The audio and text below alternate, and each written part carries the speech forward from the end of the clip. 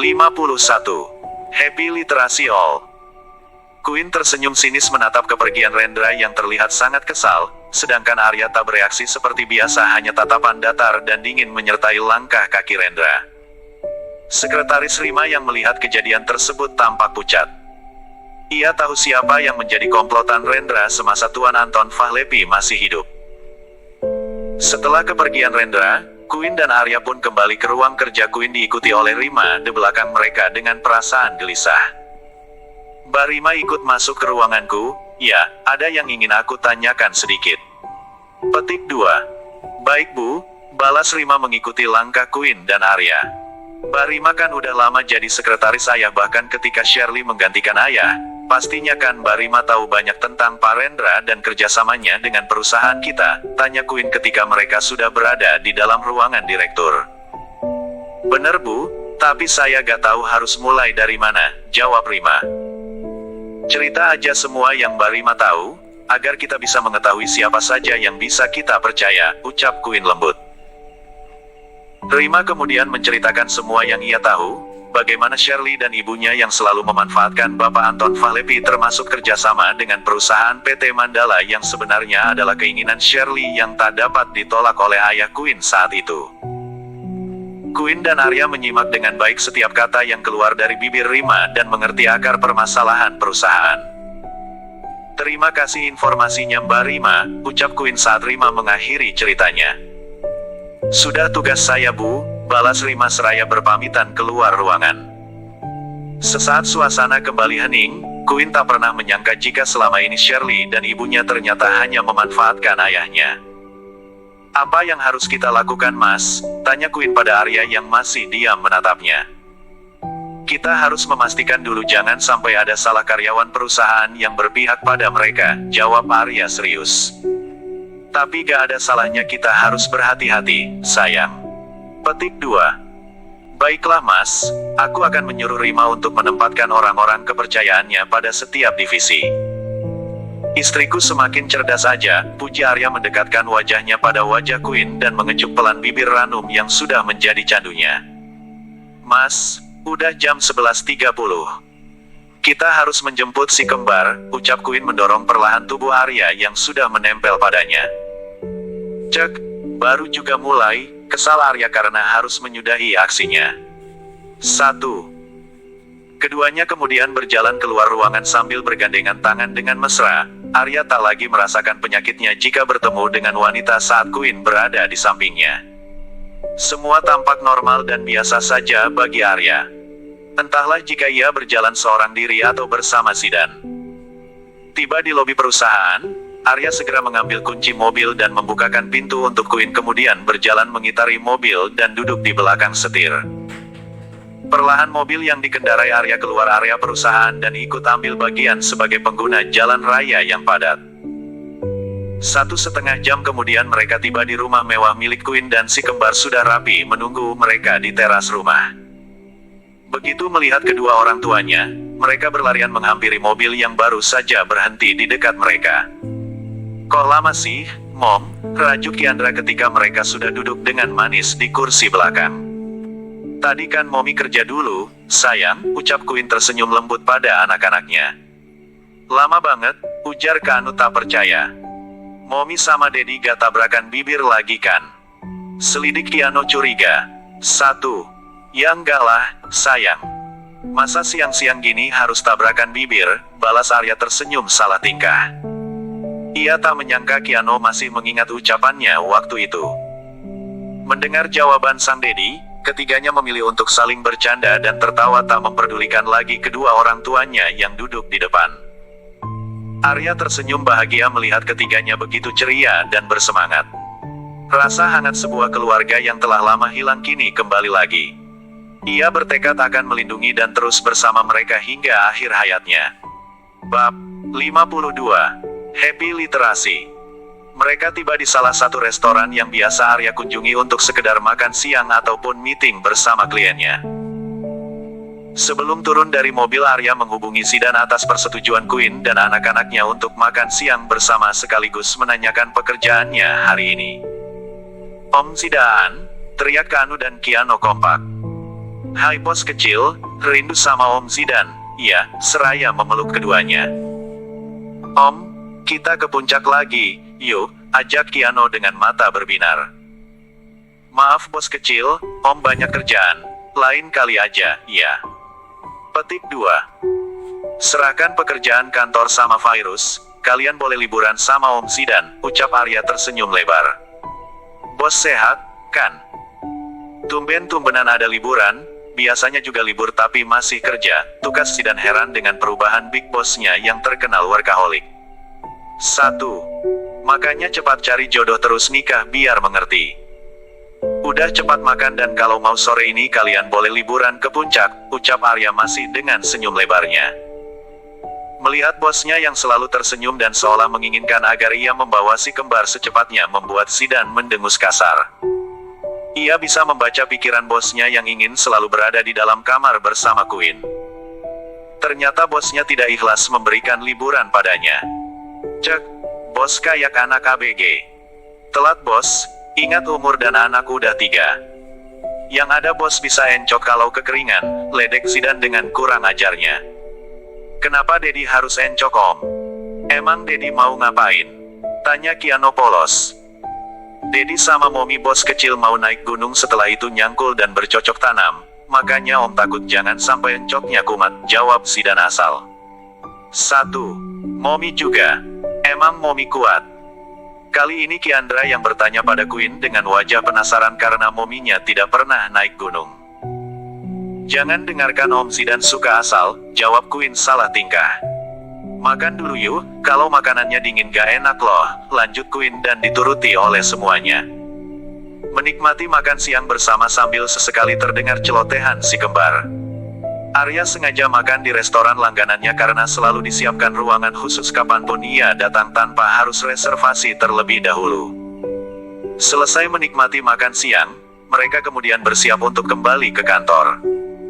Pendapat, Mom, kami ikut Om Zidan ya, izin Kanu. Tapi Om Zidan mau ke kantor, sayang, ucap Queen. Gak apa-apa nyonya bos, mereka anak-anak yang pandai gak akan menyusahkan, balas Zidan mengerti dengan senyuman big bossnya. Walaupun Zidan terkadang kesal dengan perlakuan semena-mena bosnya, namun jauh di dalam hatinya sangat menyayangi bosnya yang sejak masih SMA mereka bersama. Orang tua Arya dan orang tua Zidan adalah sahabat sehingga mereka sudah terbiasa dengan kekesalan masing-masing. Mereka lalu berpisah di parkiran. Zidan bersama si kembar menuju perusahaan PT Jewelry Design sedangkan Queen dan Arya entah kemana. Arya melajukan mobilnya. Loh mas, kok kita ke hotel? Aku masih harus ke kantor, kasihan Barima jika harus bekerja ekstra. Petik 2. Gak setiap hari juga kan, sayang. Selagi anak-anak bersama Zidan, kita istirahat di hotel, dengan senyum miringnya Arya membujuk Queen. Queen hanya mendengus mendengar alasan Arya yang tak masuk akal. Kalau hanya ingin istirahat, di rumah pun bisa. Queen heran dengan suaminya yang tidak pernah kelelahan untuk urusan yang satu ini. Mereka masuk ke dalam hotel sambil bergandengan tangan dengan mesra. Mata wanita-wanita menatap Queen dengan tatapan iri karena bisa dekat bahkan bergandengan tangan dengan pria yang duduk gilai oleh para kaum hawa. Ma, bukankah itu Queen? Wah ternyata jadi perempuan J**** dia. Foto dia dan berikan pada wartawan, biar perusahaannya hancur sekalian karena memiliki bos yang gak bener.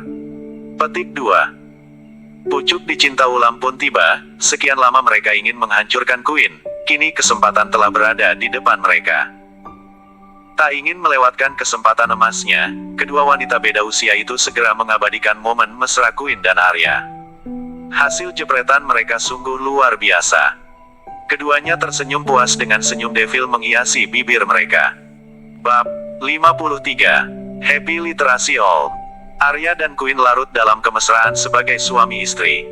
Mereka benar-benar kini saling menerima. Mungkin inilah yang dinamakan pacaran setelah menikah itu nikmat dan melebihi segalanya. Mereka ingin melakukan apapun sudah halal tanpa harus takut yang namanya dosa, walaupun mereka di masa lalu pernah tergelincir dalam perbuatan dosa. Sementara itu di tempat lain Shirley dan ibunya sangat gembira mendapatkan bukti untuk menghancurkan Queen. Tanpa menunggu lebih lama lagi, keduanya segera mengunjungi salah satu stasiun televisi yang pernah menayangkan tentang kehidupan Arya Dwi Pangga yang sempurna. Shirley dan ibunya Samantha menyerahkan foto mesra Queen dan Arya. Silahkan kalian cetak sebanyak-banyaknya, kami yakin wanita ini adalah J***** yang sengaja menggoda Tuan Arya, ucap Shirley bersemangat sehingga menarik perhatian karyawan majalah tersebut. Maaf mbak, bagaimanapun kehidupan pribadi Tuan Arya tak masalah bagi kami, toh beliau juga masih sendiri. Itu hak beliau, balas pria parubaya tersebut yang merupakan pimpinan televisi swasta tersebut. Bapak bisa samarkan wajah Tuan Arya, saya hanya ingin mengungkap kelakuan wanita J***** ini. Shirley ngotot dengan keinginannya. Maaf mbak, kami tidak ingin berurusan dengan Tuan Arya, silahkan mbak cari yang lain, tolak pria parubaya tersebut. Kalian tidak ingin rating stasiun televisi kalian meroket. Ini hot news, berita baru dan kalian yang pertama menayangkannya. Shirley masih berusaha membujuk pria yang masih saja menolaknya. 1. Maaf mbak, kami ingin sekali televisi kamilah yang nomor 1 di tanah air, akan tetapi tidak dengan cara menyentil kehidupan Tuan Arya. Petik 2. Mendengar penolakan pria parubaya tersebut yang tak bisa digoyahkan, Samantha tak dapat lagi menahan emosinya. Samantha menjadi semakin bernafsu untuk mencari cara agar foto mereka diketahui oleh publik. Kita pulang aja, sayang. Gak ada gunanya kita di sini, setengah menyeret Shirley keluar dari ruangan tersebut tanpa permisi. Gimana caranya, Ma? Hanya dia yang bisa menolong kita, seru Shirley yang masih ditarik oleh Samantha. Masih banyak cara sayang, kita langsung unggah saja di media sosial. Pasti lebih seru karena masyarakat yang langsung menghujatnya, ucap Samantha tersenyum jahat. Shirley lalu mengambil ponselnya dan mengikuti saran mamanya. Tidak membutuhkan waktu yang lama untuk mengupload foto mesra Queen dan Arya. Satu yang Shirley lupakan bahwa ia melakukan hal tersebut dengan memakai akun pribadinya dan ponselnya serta semua informasi tentangnya yang sudah diretas oleh orang-orang Arya. Suatu kebiasaan bagi Arya untuk meretas semua akun keluarga rekan bisnisnya, bukan untuk melakukan kejahatan akan tetapi untuk menghindari kecurangan yang mungkin saja mereka lakukan dengan memakai akun atau alat komunikasi anggota keluarganya. Hanya akun Queen dan informasi pribadi Queen yang tidak Arya retas karena memang Queen tidak pernah tampil di publik sebagai putri dari Anton Falepi. Tunggu kehancuranmu, Queen, gumamnya tersenyum puas setelah mengunggah foto Queen. Kita pulang sayang, kita menunggu kehancuran wanita itu, senyuman jahat Samantha menghiasi wajahnya yang sudah tak muda lagi. Anak dan ibu yang selalu ingin menghancurkan Queen berjalan beriringan menuju halte bis untuk pulang ke rumahnya. Kehidupan mewah mereka yang dulu, kini tak berbekas sama sekali. Jika dulu kemana-mana mereka mengendarai mobil mewah dan tak pernah terkena sinar matahari langsung dengan mengendalikan para artnya dengan ujung telunjuknya, namun kini semua itu hilang tak berbekas setelah yang berhak mengambil alih seluruh hartanya. Di waktu yang bersamaan pada tempat yang berbeda, orang-orang Arya melihat postingan Shirley. Mereka bergerak cepat menghapus postingan tersebut dan memberitahukan Sidan kejadian tersebut. Drurt. Halo bos, maaf mengganggu tapi ada berita yang harus bos tahu. Bos buka pesan yang saya kirim, ucap Sidan tak memperdulikan omelan Arya. Awas kalau kamu hanya iseng, kamu akan. Ya elah si bos, lihat dulu baru ngancam, potong Sidan sebelum big bossnya mengomel tak karuan. Dengan malas Arya mengambil ponselnya dan melihat yang dikatakan oleh asistennya yang terkadang menjengkelkannya. Untung Arya sangat menyayangi asisten bengalnya itu, jika tidak sudah lama ia buang jauh-jauh. Mata Arya berkilat menahan amarahnya membaca postingan Shirley yang menodai harga diri istrinya. Terlebih lagi di foto itu Arya sedang menatap mesra Queen dan bibir mereka hampir bersentuhan. Arya kembali menelpon Sidan dan memberinya perintah. Halo bos, giliran Arya yang memotong ucapan Sidan. Cari kedua wanita ular itu dan buat dia menderita hingga mereka merasa hidup pun enggan mati pun tak mau, perintah Arya dengan rahang mengeras dan mencengkeram dengan kuat pinggiran tempat tidur di kamar hotel. Berani sekali mereka, gumam Arya dengan wajah memerah. Beruntung Queen tertidur karena kelelahan akibat pergulatan panas mereka. Rencana Arya yang tadinya masih ingin melanjutkan hingga beberapa ronde menguar begitu saja karena ulah kedua wanita ular itu. Bab 54. Happy Literasi. Duduk di antara calon penumpang di halte di bawah teriknya matahari sambil mengipas wajahnya yang mulai bermandikan peluh, Shirley menggerutu dalam hati sambil memainkan ponselnya hingga matanya tertuju pada satu nama yang membuatnya tersenyum lebar. Shirley kemudian menarik tangan ibunya menjauh dari para penumpang yang semakin berjubel. "Ada apa, sayang? Bisnya sebentar lagi datang dan bisa-bisa kita agak kebagian tempat duduk," omel Samantha membayangkan jika mereka harus berdiri di lorong bis dan bergelantungan. "Kita gak akan miskin lagi apalagi harus berbaur dengan mereka di dalam bis," ucap Shirley dengan senyuman yang masih membingkai wajahnya. "Maksudnya?" tanya Samantha bingung. "Ini mah, ingatkan dia salah satu sekutu kita dalam perusahaan pria bodoh itu." Petik 2. Rendra, ucap Samantha pelan.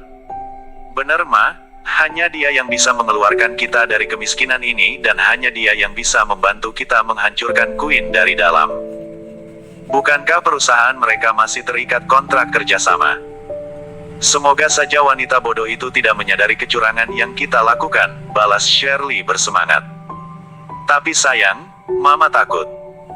"Rendra manusia yang sangat licik, Mama khawatir dia akan memanfaatkan kamu," ucap Samantha khawatir. Shirley tak memperdulikan kekhawatiran mamanya, ia lalu mengirimkan pesan pada Rendra untuk bertemu di tempat biasanya mereka bertemu. Shirley tak memperdulikan kekhawatiran mamanya. Ia hanya fokus untuk mengembalikan kehidupan mewahnya seperti dulu.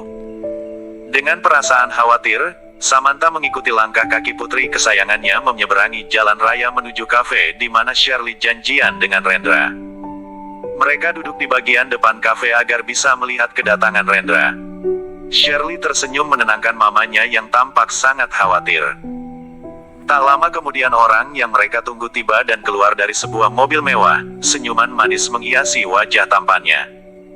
Senyuman dan sorot mata yang penuh arti yang tak dapat terbaca oleh orang lain.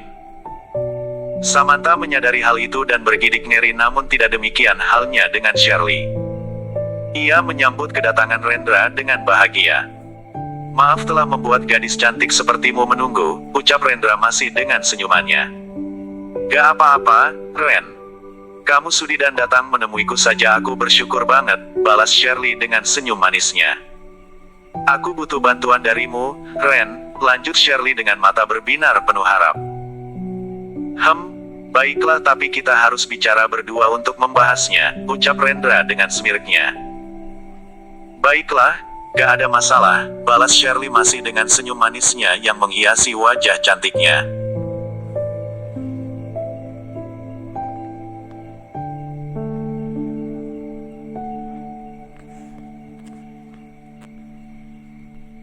"Maaf Tante, kami pindah meja, sementara itu Tante silakan pesan dan nikmati hidangan yang ada di kafe ini," ucap Rendra sopan.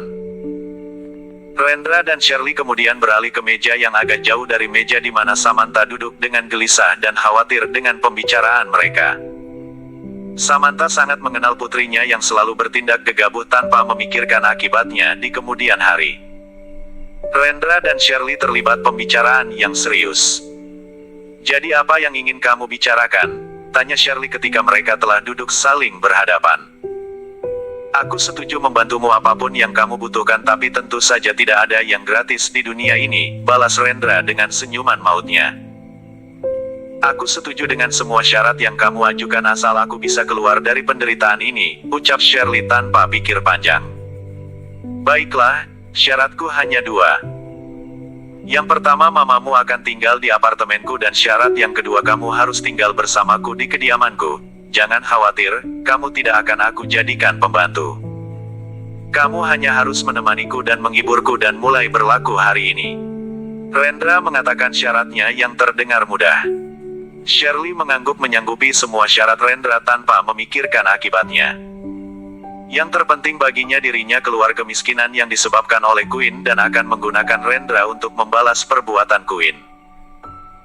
Keduanya berjabat tangan tanda setuju dan kembali ke meja Samantha dengan senyuman di bibir masing-masing yang pastinya senyuman yang berbeda arti. Sementara itu Zidan bersama si kembar dan orang-orang kepercayaannya melacak keberadaan Shirley dan Samantha. Bagi mereka, Shirley tak bisa dibiarkan berlama-lama di luar sana karena bisa dipastikan akan terus berusaha menimbulkan kekacauan.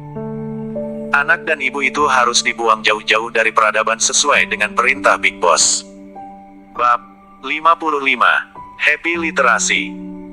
Menikmati hidangan terenak pada kafe menjadikan keduanya sumringah, entah sejak kapan mereka terakhir menikmati makanan kafe seenak ini. Setelah menuntaskan makanannya dan Rendra membayar bilnya, ketiganya berjalan beriringan menuju sebuah mobil mewah yang menunggunya sejak tadi. Pak, ke apartemen. Baik tuan. Samantha yang duduk di samping supir hanya diam mendengarkan perintah dari Rendra. Shirley benar-benar berhasil membujuk pria itu agar menampung mereka dan mengembalikan kehidupan mewah mereka. Senyuman puas terpatri pada wajahnya yang sudah tak muda lagi. Perlahan mobil yang mereka tumpangi memasuki pelataran parkir bangunan apartemen mewah tersebut. Ketiganya keluar dari mobil dan menuju lift yang akan membawa mereka ke lantai di mana unit apartemen Rendra berada. Tiba di lantai 5 yang hanya ada beberapa unit. Silahkan masuk tante. Rendra mempersilahkan Samantha yang menatap takjub apartemen mewahnya.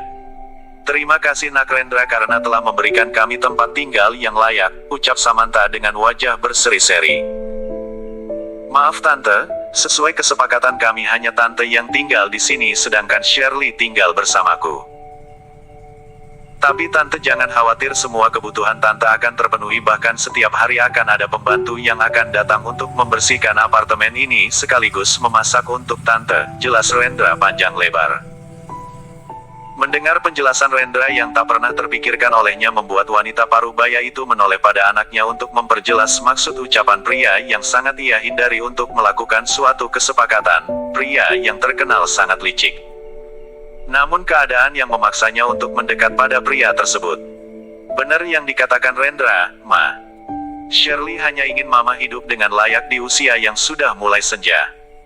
Petik 2. 1. Tapi sayang, kita akan hidup terpisah. Petik 2. Jangan khawatir Ma, Shirley akan sering-sering mengunjungi mama. Petik 2. Ibu dan anak itu kemudian berpelukan. Rasa berat satu sama lain untuk berpisah hingga suara berat khas laki-laki menginterupsi pelukan mereka. Yuk Sir, sebentar lagi sore nanti kejebak macet. Petik 2. Kami pergi dulu, Ma. Jaga diri baik-baik. Sekali lagi mereka berpelukan sebelum benar-benar berpisah. Rendra kemudian menggandeng tangan Shirley menjauhi unit apartemennya.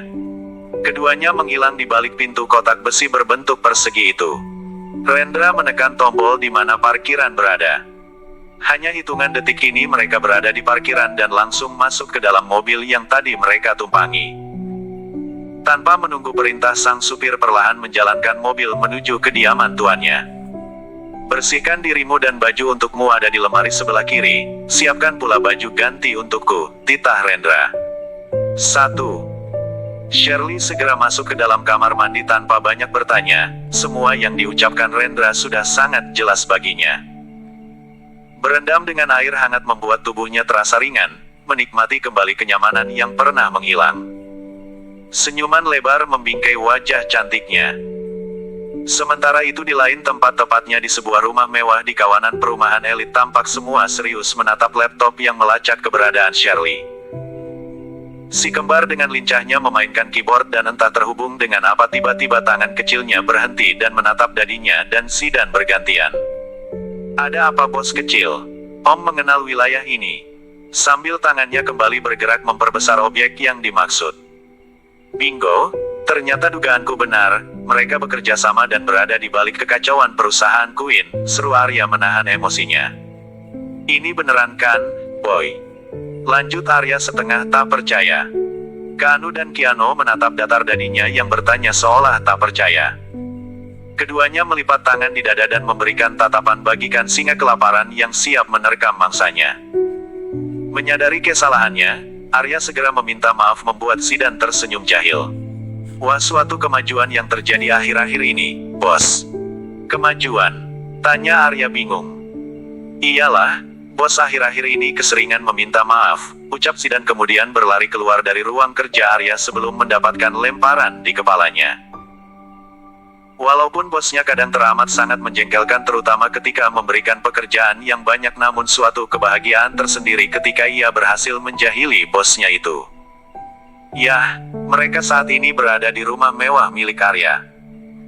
Arya memboyong keluarga kecilnya untuk tinggal di rumah mewahnya selain memiliki halaman yang luas untuk si kembar dan adik-adiknya kelak. Rasanya sayang jika dibiarkan begitu saja sedangkan rumah Queen tetap ditinggali oleh Binori dan Art lainnya.